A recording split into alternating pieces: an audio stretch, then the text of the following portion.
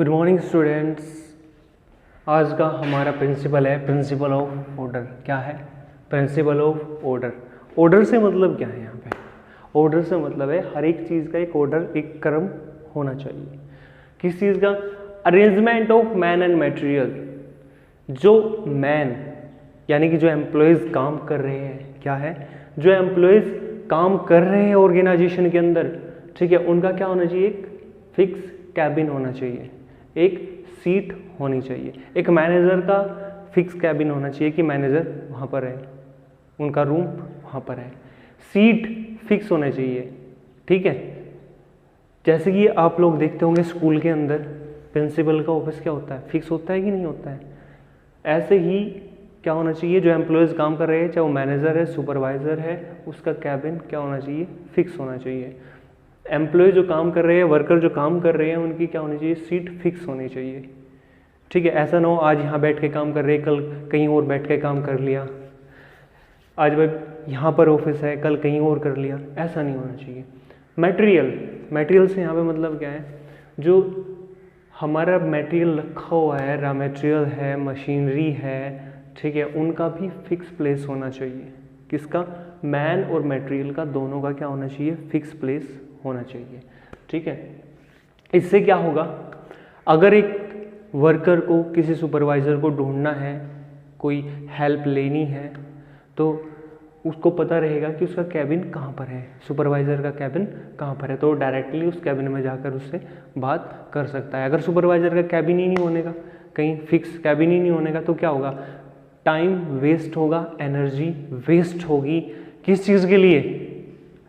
Supervisor को ढूंढने में, ठीक है। ऐसे ही किसी वर्कर को ढूंढना है या किसी एम्प्लॉयज़ को ढूंढना है, किसी एम्प्लॉयज़ को ढूंढना है, तो क्या होगा? उसको पता है कि भाई फला एम्प्लॉयज़ उस सीट पर मिलेगा, तो डायरेक्टली उससे ही जाकर वहाँ पर मिला जा सकता है। ना कोई एनर्जी वेस्ट हो रही है, ना ही कोई टाइम वेस्ट हो रहा है।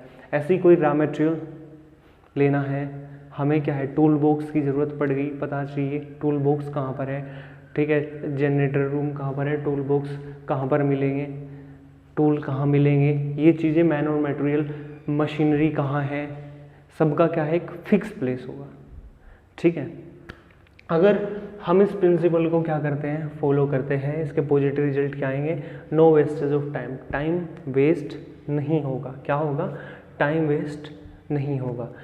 और सिस्टमेटिक वर्किंग, हर काम जो क्या होगा वो सिस्टम से चलेगा, बिल्कुल सही तरीके से चलेगा। तो समझ में आया प्रिंसिपल ऑफ ऑर्डर का मतलब है, यानी कि जो मैन और मटेरियल है वो क्या होना चाहिए? उनका प्लेस फिक्स होना चाहिए। अगर हम इस प्रिंसिपल को फॉलो नहीं करते हैं, इसको वॉयलेशन करते हैं, इसको नहीं मानते हैं, तो क्या होगा? टाइम भी वेस्ट होगा, एनर्जी भी वेस्ट होगी, ठीक है, और कोई भी काम सिस्टम से नहीं हो पाएगा। समझ आई ये चीज़? नेक्स्ट प्रिंसिपल है हमारा principle of equity. Equity means equal. क्या? Equity means equal. Kindness and justice. जो एम्प्लॉयज़ काम कर रहे हैं ऑर्गेनाइजेशन के अंदर, उनके साथ न्याय, जस्टिस के साथ, क्या?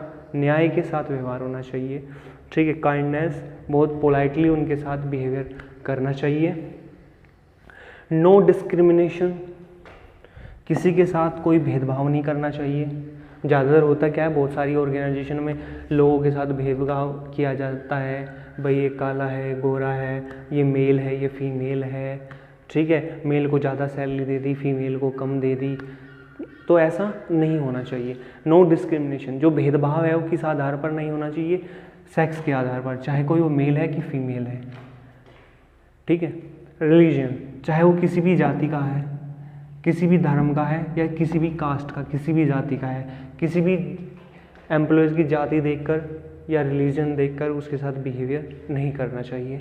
नेशनलिटी, चाहे वो किसी भी देश का है, ठीक है। एक ऑर्गेनाइजेशन में काम करने वाला एम्प्लॉयज़, चाहे वो मेल है, फीमेल है, ठीक है, चाहे वो किसी भी जाति का है, किसी भी धर्म का है, किसी भी देश का है, उसके साथ इन आधार पर कोई भी भेदभाव नहीं होना चाहिए।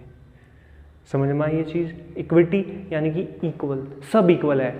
एक ऑर्गेनाइजेशन में काम करने वाले एम्प्लॉयज़ क्या है, सब इक्वल है। इक्वल से मतलब यहाँ पे ये नहीं है कि एक पियोन है भाई उसको भी सैलरी किसके बराबर दी जा रही है, मैनेजर के बराबर दी जा रही है। ऐसा नहीं है कि मैनेजर की सैलरी 60,000 है तो भाई ये तो प्रिंसिपल ऑफ इक्विटी लगा दो, यहाँ पे पियोन की सैलरी भी 60,000 कर दो, ये नहीं है, ऐसा बिल्कुल नहीं है। यानी कि मतलब क्या है, जो पियोन है और मैनेजर है, पियोन के लिए भी वही रूल होने चाहिए और जो हमारे मैनेजर है उसके लिए भी वही रूल होने चाहिए। अगर किसी को छुट्टी जाना है, ठीक है, तो वही रूल किसके लिए है, हमारे पियोन के लिए, वही रूल हमारे किसके लिए है, मैनेजर के लिए है। समझ में आई बात? रूल सबके लिए इक्वल है, कोई छोटा बड़ा नहीं है, ठीक है। अगर हम इस प्रिंसिपल को फॉलो करते हैं तो क्या होता है, एम्प्लॉयज़ गेट सेटिस्फाइड, एम्प्लॉयज़ क्या हो जाते हैं, सेटिस्फाई हो जाते हैं, ठीक है। उनको लगता है भाई कोई भेदभाव नहीं है यहाँ पर, बहुत अच्छे से हमें काम करते हैं। जब हम अच्छे से काम करेंगे तो क्या होगा, एम्प्लॉयज़ मोटिवेट होंगे, अपने काम के प्रति मोटिवेट होंगे और अच्छे से काम करेंगे। यदि हम इस प्रिंसिपल को फॉलो नहीं करते हैं तो क्या होगा, डिससेटिस्फैक्शन, एम्प्लॉयज़ क्या होंगे, सेटिस्फाई नहीं होंगे काम करते हुए, उनको लगेगा भाई भेदभाव किया जा रहा है यहाँ पर हमारे साथ। इंक्रीज टर्नओवर, जहाँ पर भेदभाव होगा किसी के साथ, डिस्क्रिमिनेशन होगा, तो वे क्या करेंगे, छोड़ के जाएंगे, अपनी जॉब को छोड़ के जाएंगे। टर्नओवर, अनहेल्दी रिलेशन, एक सुपीरियर और एक सबऑर्डिनेट के, यानी एक सीनियर के और एक जूनियर के जो रिलेशन है वे खराब होंगे, ठीक है। समझ में आई ये बात?